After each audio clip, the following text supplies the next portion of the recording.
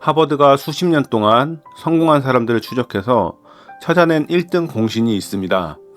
많은 분들이 IQ나 학벌이라고 생각하시겠지만 결과는 완전히 다릅니다. 오늘은 그 이야기를 해보겠습니다. 보통 친구랑 잘 지내는 건 성격 탓이고 공부는 머리 탓이라고 생각하기 쉽잖아요. 그런데 친구랑도 싸웠다가 화해를 해본 아이들이 어려운 문제 앞에서도 포기를 안 한다고 해요. 저도 처음에는 그게 도대체 무슨 상관이야 라고 생각했어요. 먼저 제 이야기를 들려드릴게요. 제가 연차를 쓰고 집에서 쉬고 있을 때였어요. 학교에서 돌아온 아이 표정이 뭔가 어둡더라고요. 부모님들은 아실 거예요. 그 미묘한 아이의 표정에서 나오는 느낌을요. 아이는 가방을 내려놓고 아무 말 없이 방으로 들어가더라고요. 나중에 아이와 이야기를 해보니 친한 친구랑 사소한 일로 다퉜는데 그 친구가 다른 친구들 앞에서 창피하게 했더라고요. 처음엔 기분이 나빴지만 지금은 괜찮다고 스스로를 정리했더라고요. 그러면서 내일 왜 그랬냐고 물어봐야겠어 라고 했어요. 애들은 싸우면서 크는 거야 라고 많이들 생각하시잖아요. 그런데 아이가 자기 감정을 정리하고 스스로 다음 행동까지 결정하는 걸 보니까 생각이 달라지더라고요. 아이는 지금 엄청난 걸 공부했구나 싶었어요. 복잡한 상황에서 감정을 누르고 자기만의 답을 찾는 게 나중에 어려운 문제를 만났을 때도 매달리는 힘이 된다는 게 이런 거구나 싶었어요. 오늘은 이 마음 관리가 어떻게 성적으로까지 이어지는지 이야기를 해보려고 합니다. 하버드에서 수십 년 동안 성공한 사람들을 쭉 지켜본 유명한 연구가 하나 있는데요. 결과가 진짜 반전이에요. 우리가 중요하다고 생각하는 IQ나 학벌이 아니었거든요. 1등 공신으로 뽑힌 게 나를 컨트롤하는 힘이었더라고요. 그게 자기 조절력이라고 한대요. 그런 사람들의 특징은 화가 나도 사고치지 않고 지루해도 엉덩이 딱 붙이고 포기하고 싶을 때도 한 번 더 해보자라는 마인드를 가진대요. 그런데 이 단단한 마음 근육은 어릴 때부터 내 감정을 스스로 토닥여본 아이들한테서 더 크게 나타난다고 하더라고요. 이걸 실행 기능이라고도 하고 마음의 관제탑이라고도 부른대요. 마음의 비행기가 안전하게 오갈 수 있게 조절해주는 거죠. 자기 마음을 정리해 본 적 있는 아이들이 더 단단하게 완성이 된다고 합니다. 어려운 수학 문제 앞에서 에라 모르겠다 하고 포기하는 아이와 끝까지 고민하고 생각하는 아이가 있습니다. 이 두 아이의 차이점이 뭐라고 생각하시나요? 짜증난다고 기분에 지배당해서 딴짓을 하느냐? 아니면 왜 안 풀리지 하면서 고민하느냐의 차이거든요. 이건 지능의 문제가 아니고 마음의 관제탑이 얼마나 단단한가의 문제라고 합니다. 솔직히 말씀드리면 저도 예전에는 아이가 짜증내거나 불안해하면 빨리 기분 풀어주려고 안아줬어요. 부모님들 다 공감하실 거예요. 아이가 잘못해서 운다고 해도 왠지 모르게 가슴이 아프잖아요. 그래서 저도 울면 달래주고 짜증내면 해결해주고 속상하면 맛있는 걸 사줬죠. 그게 다 아이를 위하는 거라고 생각했었어요. 아이가 친구랑 속상한 일을 겪고 오면 제 딴에는 아이가 힘들어하는 모습이 보기 싫어서 그럴 땐 이렇게 해야지 라면서 정답을 내려줬거든요.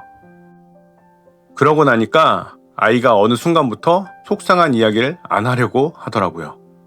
아마 속으로 엄마 아빠한테 이야기해봐야 또 설교만 듣겠지 라고 생각한 것 같았어요. 그때 정말 뼈저리게 느꼈습니다. 아이한테 필요한 건 내 해결책이 아니라 자기 마음을 쏟아낼 수 있는 상대가 필요했다는 걸요.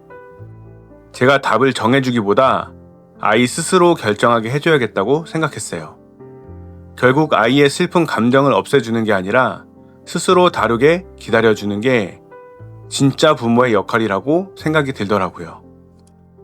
많은 부모님들이 저처럼 아이가 감정적으로 힘들어할 때 빨리 상황을 끝내고 싶어 해요. 달래주고 해결해주고 맛있는 걸 사주죠. 아이의 감정을 빨리 없애려는 방식이 반복되면 아이는 스스로 자기 감정이 잘못됐다고 생각할 수 있어요. 그러면 아이는 아무리 기분이 나빠도 표현을 안 하고 그 감정을 숨겨버립니다. 문제는 이렇게 숨어버린 감정이 엉뚱한 데서 터질 수도 있다는 거예요. 멀쩡히 숙제를 하다가 연필을 던지거나 잠자기 전에 갑자기 울기도 해요. 부모 입장에서는 왜 갑자기 그러지? 라면서 당황하죠. 아이의 감정이 쌓여 있다가 폭발한다고는 전혀 생각하지 못합니다. 이런 상태에서 아까 이야기 드렸던 관제탑도 제 기능을 못하고 마비가 돼버려요. 감정은 빨리 끝내는 게 중요한 게 아니고 제대로 쏟아낼 수 있게 해주는 게 먼저라는 거예요. 밖으로 나온 감정은 씻어내면 그만이지만 안에 숨어서 썩어버린 감정은 독이 됩니다. 관제탑이 튼튼해지는 방법은 감정을 꾹 참는 법이 아니라 기분을 똑바로 마주하고 정리해보는 경험입니다. 그럼 이 관제탑, 대체 어떻게 해야 튼튼하게 만들 수 있는지 집에서 바로 시작할 수 있는 딱 3가지를 알려드릴게요. 첫 번째, 지금 아이의 기분이 어떤지 대신 말해주는 거예요. 아이가 씩씩대고 있을 때 진짜 속상했겠다. 이런 식으로 아이의 상황에 맞게 그 마음이 뭔지 딱 짚어주는 거죠. 이게 신기한 게 내 기분을 입 밖으로 내뱉는 순간 뇌가 안정된대요. 화가 나고 짜증나는 순간에 내가 화가 났다는 걸 스스로 알아채고 자신부터 챙기는 여유가 생깁니다. 두 번째, 정답부터 알려주지 마세요. 친구랑 싸우고 온 아이한테 그럴 땐 이렇게 해야지 라는 말은 안 돼요. 일단은 진짜 속상했겠다 라고 무조건 편을 들어주세요. 마음이 풀려야 아이도 그럼 이제 어떻게 해야 하지? 라는 생각을 하게 됩니다. 무작정 가르치는 화법은 아이가 마음의 문을 닫아버릴 수도 있어요. 세 번째, 꾹 참아낸 순간을 놓치지 말고 엄청 칭찬해주세요. 부모님들은 딱 보면 알죠? 아이가 지금 속에서 천불이 나는데 입 꾹 닫고 버티고 있는 거요. 그때를 절대 그냥 넘기지 마시고요. 아빠 엄마였으면 지금 화가 나서 확 질렀을 수도 있는데 진짜 대단하다. 이런 식으로 팍팍 띄워주세요. 아이는 그때 내가 내 기분을 이겨냈다고 성취감을 얻을 겁니다. 그래야 나중에 공부할 때도 짜증나는데 한 번 더 참고 해보자 라고 되는 거예요. 친구랑 싸우고 화해하면서 얻은 그 단단한 마음이 결국 어려운 수학 문제 앞에서도 끝까지 버티는 힘이 됩니다. 아이 사회성 키워주는 게 곧 공부머리 키워주는 거라는 말 이제 조금 공감이 가시나요? 아이가 짜증날 땐 공감으로 받아주고 짜증을 참을 땐 칭찬해주는 거 꼭 기억해주세요. 오늘 같은 연습들이 쌓이면 나중에 세상을 살면서 어려운 일이 생겨도 금방 정신 차리고 제자리로 돌아오는 진짜 단단한 마음이 만들어지는 겁니다. 오늘 이야기가 조금이라도 도움이 되셨을까요? 그렇다면 구독과 좋아요로 우리 아이들의 진짜 잠재력을 깨우는 길에 함께 해주세요. 아이 기분 맞춰주느라 짐땀 뺐던 경험이나 오늘 알려드린 방법을 써보신 분들이 있다면 댓글 부탁드립니다. 비슷한 고민을 하는 부모님들에게는 그 댓글 한 줄이 100마디 전문가의 말보다 더 큰 위로가 될 수 있어요.